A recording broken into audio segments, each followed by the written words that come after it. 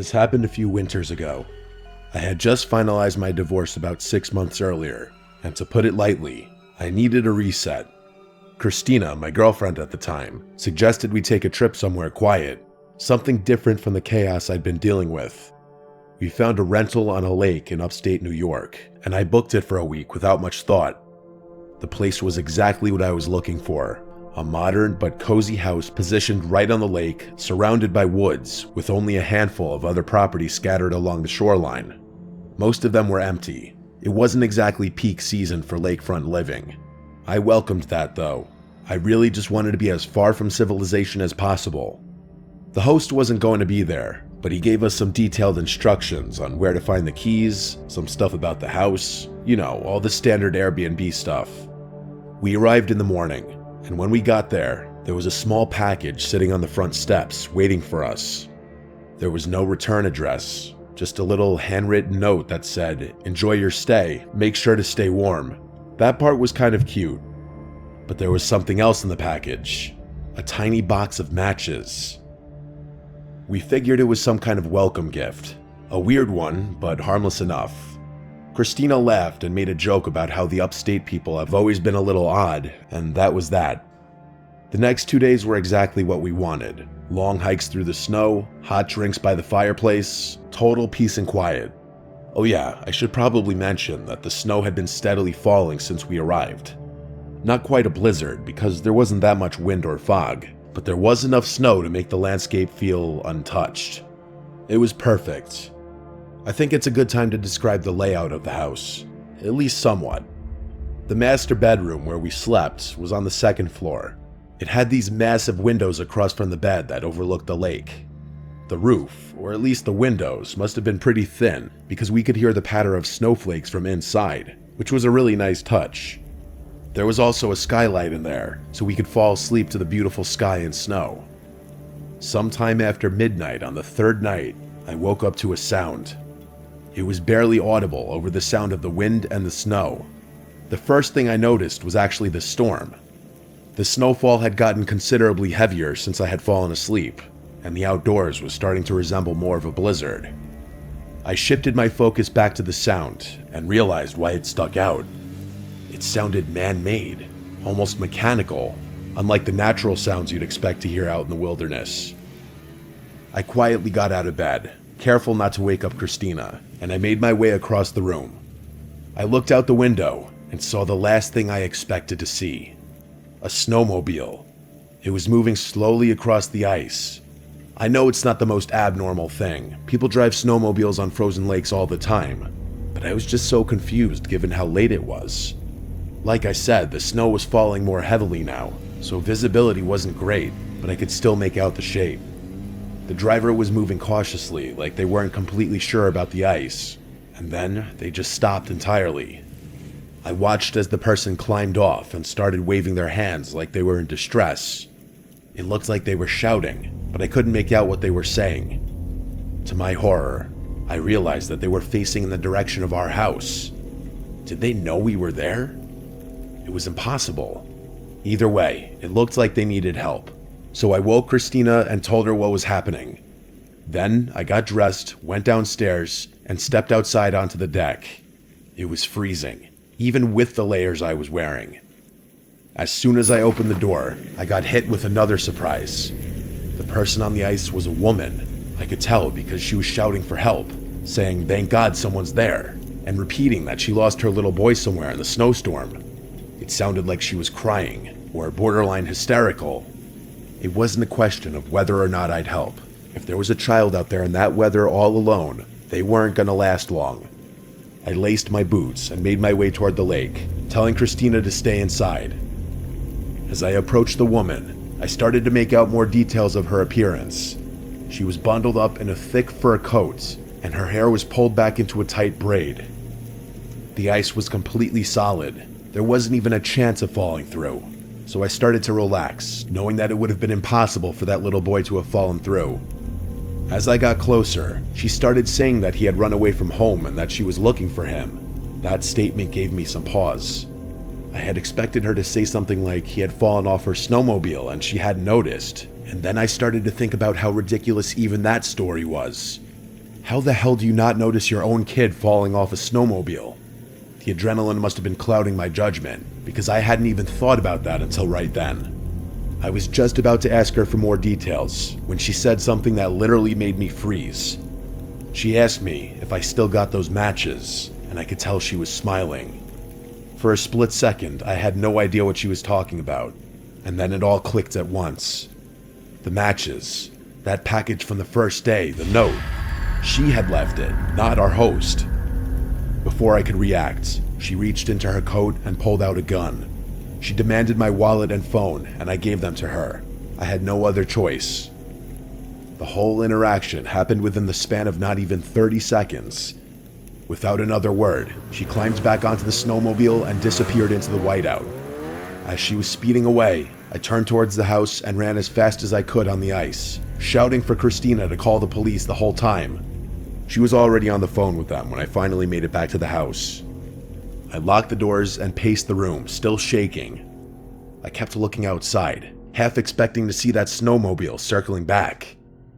The cops showed up about an hour later. By that point, the fresh snowfall had already covered any tracks that woman had left behind. Christina was hysterical, but I was mostly angry. I had come here for peace. There was hope, though. I couldn't think of a reliable way that woman had gotten her snowmobile onto the lake, so I expected the police to at least find the vehicle abandoned somewhere. Unfortunately, I was wrong. The police searched the area and found an old boat ramp on the far side of the lake. Their best guess was that she had come from there. I was furious and insisted they keep looking, but they told me the same thing I already knew. There wasn't much they could do. Even if she left something behind, they'd never find it in all the snow. With Christina's help, I tried tracking my phone, but by that point, it was already offline. The one good thing about the whole ordeal was that the Airbnb host refunded the entire trip.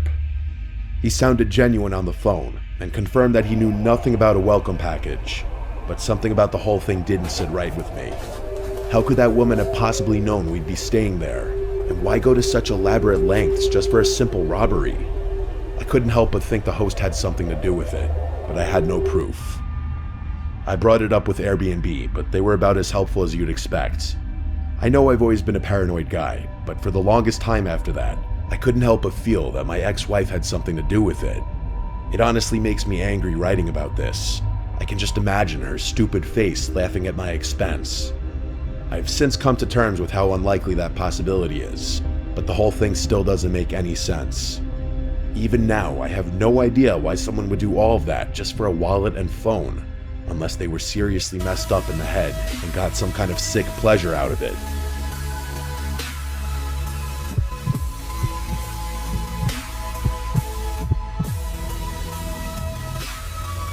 My family owns a Northern California lake house that we visit for a couple of short weeks out of the year during primetime summer weather. It's 2 stories tall with an attic.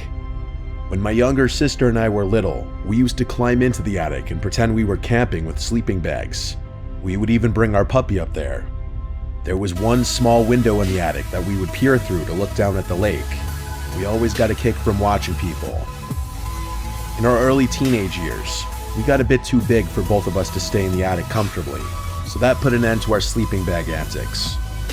Looking back, it was a little sad, but everyone's got to grow up eventually. My grandparents died. My parents inherited the remainder of their furniture. We had some space to fit the bigger furniture pieces, but the attic ended up getting stuffed with the smaller hand-me-down items. My parents didn't really have the heart to get rid of any of it, as it was all they had left of my Nana and Pop. It felt bittersweet putting all of my grandparents' stuff up there, but it felt reassuring knowing that little pieces of their most cherished items were still watching over us in a way. That whole period honestly felt like the ending of my childhood, and I bet my sister would agree. As we got older, it got harder for my family to make it out there to the lake house due to my studies and my parents' work. At best, we could all maybe get a singular week off for a family trip, but nothing beyond that. My parents didn't really want to rent it out during the many months we weren't there because they were scared of getting their antiques ripped off or broken by sketchy tenants. So for most of the year, it was more or less abandoned, only really being kept up by the landscapers my parents had to deal with. But a few years back, they met a local elderly veteran now working as an antique craft restorationist. and eventually signed a year-long lease with him, trusting him not to rough up the place. He was a small, disfigured man with white hair and one of those gruff, greasy beards. We all thought he looked a bit bizarre, with a gravelly, off-putting voice to match.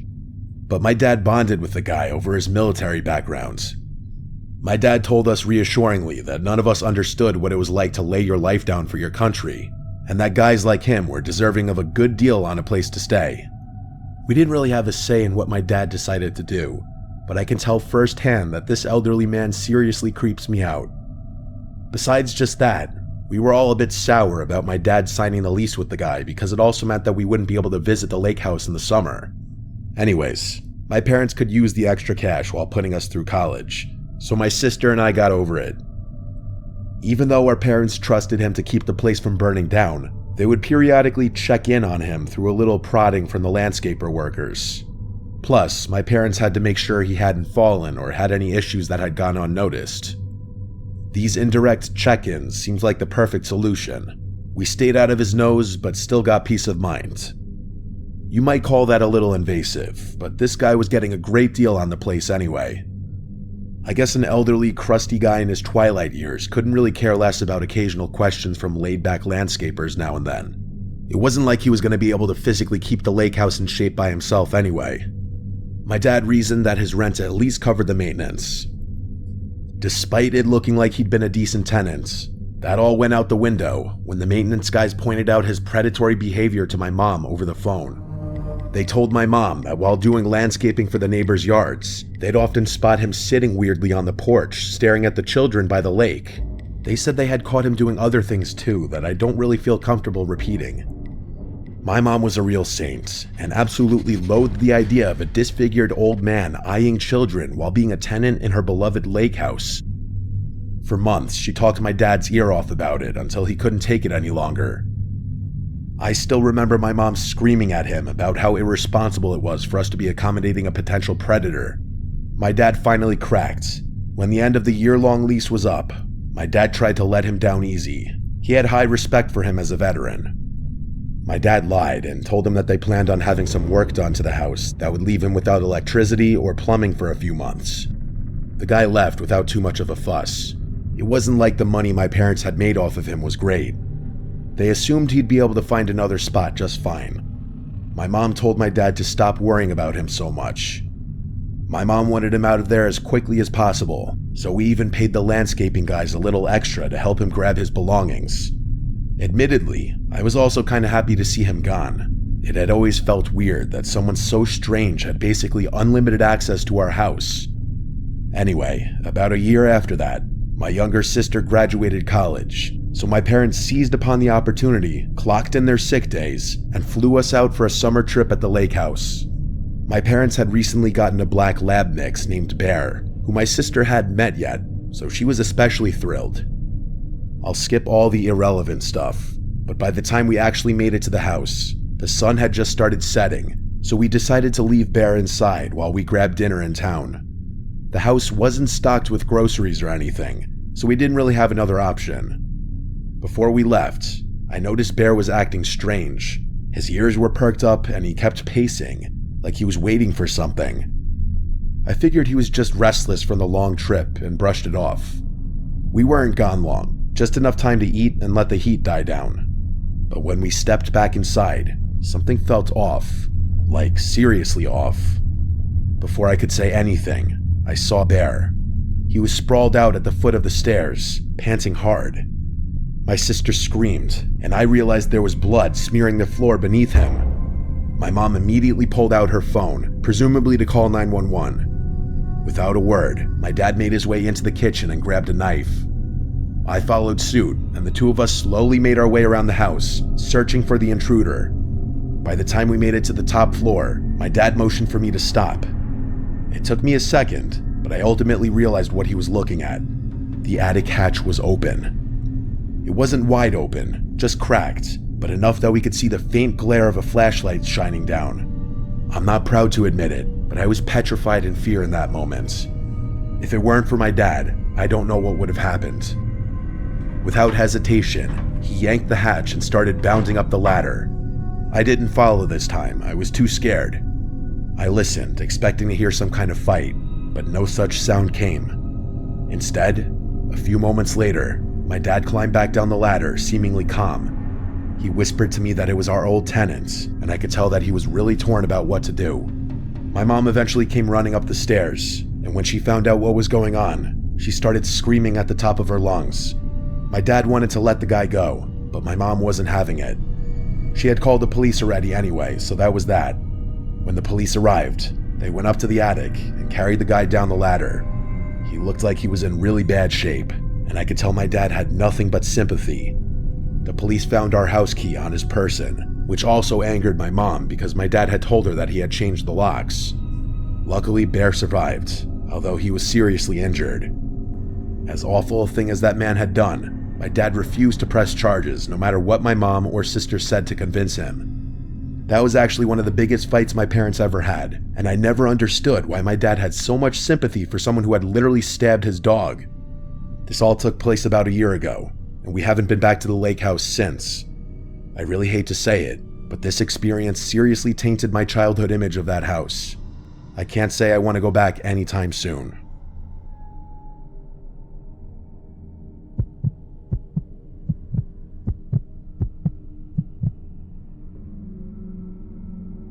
This happened last summer. I was 20 years old. My name is Kevin. My friend James comes from a very wealthy family. His dad is like an IP lawyer who contracts with the US government or something. They've got a bunch of properties all over the country and a handful of international ones too. That's the kind of wealth I'm talking about. One of their houses is on a relatively large but overall pretty secluded lake. The lake itself isn't so big that you can't see the houses on the other side of it, but it would be a workout and a half swimming across the whole thing. James' parents were never around, so he pretty much had unlimited access to that house, and he often invited friends over, with permission of course. There's something about being out on the lake that makes you feel invincible. It's a different feeling than the beach for sure. I'm not really sure how to explain it, but there's more of an exclusive vibe to it.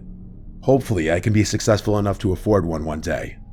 Like I said, the lake itself is pretty secluded. Big fancy houses line the perimeter, but most of them would usually sit dark and empty. A lot of them were vacation homes for people who barely even used them. It's honestly kind of a shame thinking about it.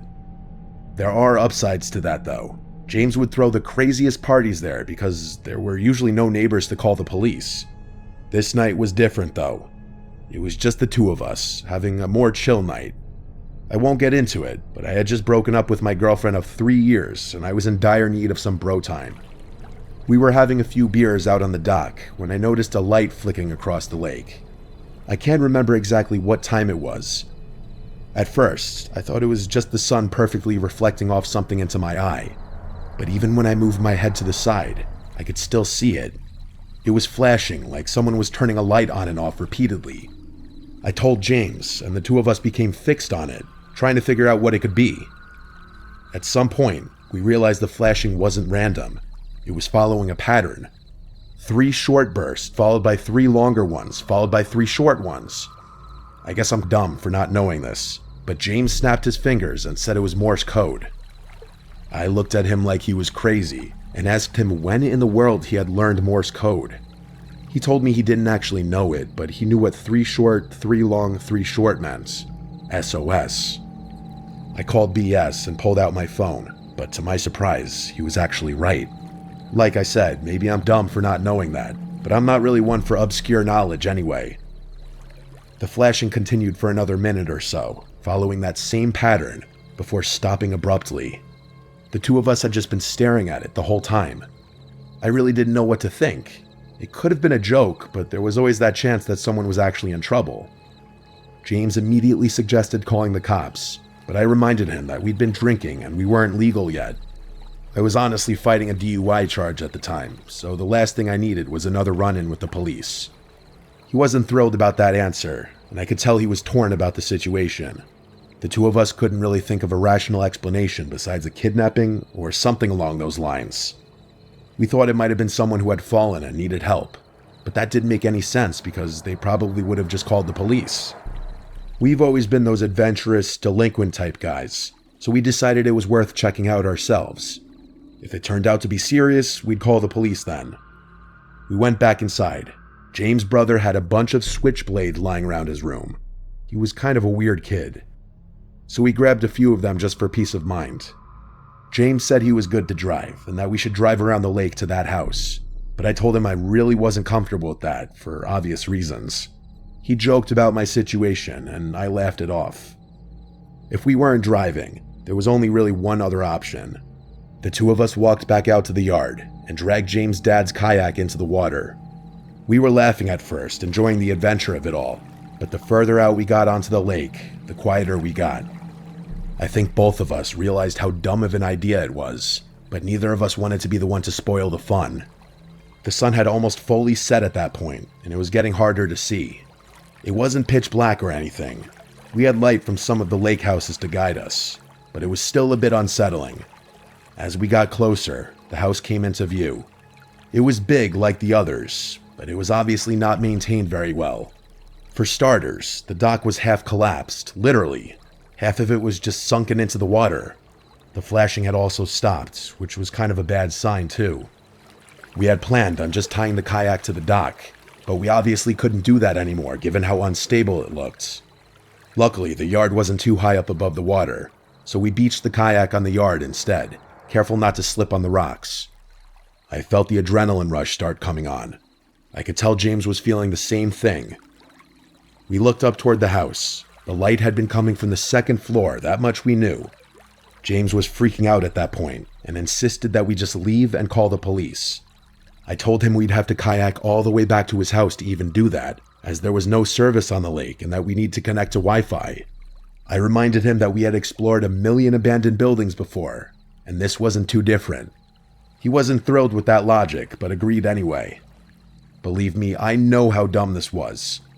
Everyone I talk to about this shares that same opinion, but I've never been one to make good decisions, and neither is James. We didn't walk to the front door. That would have been suicide. Instead, we crept around the house until we found a window that was unlocked. The two of us silently slipped inside. The house was empty. Not just abandoned, but empty. Like stripped. There was no furniture and no junk in there either. To be frank, there was no signs that anyone had ever even lived there. The floors and walls were completely bare. We moved cautiously through the rooms, looking for the stairs. There was no one in sight, and all the rooms were just as empty as the first one had been. We finally found the stairs and slowly made our way up. I had made a mental note of where the window was, and we slowly walked down one of the hallways until we got to what I guessed was the room the light had been coming from. I pressed my ear against the door and heard nothing. I glanced over at James. He nodded, and I carefully pushed the door open. The room was empty, with the exception of one thing by the window. I tiptoed over to it and realized what it was. It was one of those old projectors, and it was facing the window. Alarm bells immediately started going off in my head. This was a trap. Someone had set this up deliberately. James must have realized the same thing, because I just heard him start sprinting back the way we had came, not even trying to be quiet. I turned without another thought and followed him. As we were running down the stairs, I heard a door, presumably a closet door, swing open from the room I had just been in, followed by rapid thumping sounds. We bolted down the stairs and back through the house to that first window. James jumped through and I was next. As I was climbing through, I heard those footsteps from behind me again, bounding down the stairs. I didn't even look. I just made it through the window and ran to catch up with James, who was already down by the lake's edge. As I was running to catch up to him, I heard him curse, and I quickly realized why. The kayak was gone. I turned, and from the side of the house, there was a person running toward us. I could barely process what I was seeing. He was fast. I couldn't get a good look at him, but he was big, definitely an adult. I pulled out my switchblade, ready to defend myself. I expected James to do the same, but instead, he turned and jumped straight into the lake. Sneakers, hoodie, everything. I didn't even think, I just followed. The water was freezing, but I didn't care. I swam as fast as I could, trying to fight the burning sensation in my arms and legs. We swam toward the light from James' house, which looked like it was miles away. The swim felt endless, but on pure adrenaline, we made it. By the time we dragged ourselves onto James' dock, I thought I had hypothermia. I don't think I've ever been that cold in my life, We ran straight inside, locked every door, and called the police. It took them almost an hour to show up. It was honestly kind of outrageous. When they finally did, they went straight across the lake to investigate. They were over there for a while, but when they came back, they told us exactly what I expected to hear, that there was no one. They confirmed this house had been abandoned for years. No signs of recent occupancy, no footprints, no gear, no personal belongings, nothing. Just an empty house. They weren't happy with us. They gave us the whole "why didn't you call first" speech. James's parents were even more pissed when they found out. Let's just say I wasn't invited back to the lake house after that. James told me his parents were threatening to sue the town for allowing something like that to happen, and the police for refusing to investigate further. As for me, I still don't know what happened that night. I don't know who was in that house, or why they set that trap, or what they planned to do if we hadn't run. I don't think I want to. Most of my friends agree that it was a trap, and think that whoever was planning the whole thing got cold feet until the last minute. I really don't want to think about what would have happened if they had gone through with whatever they were planning on doing.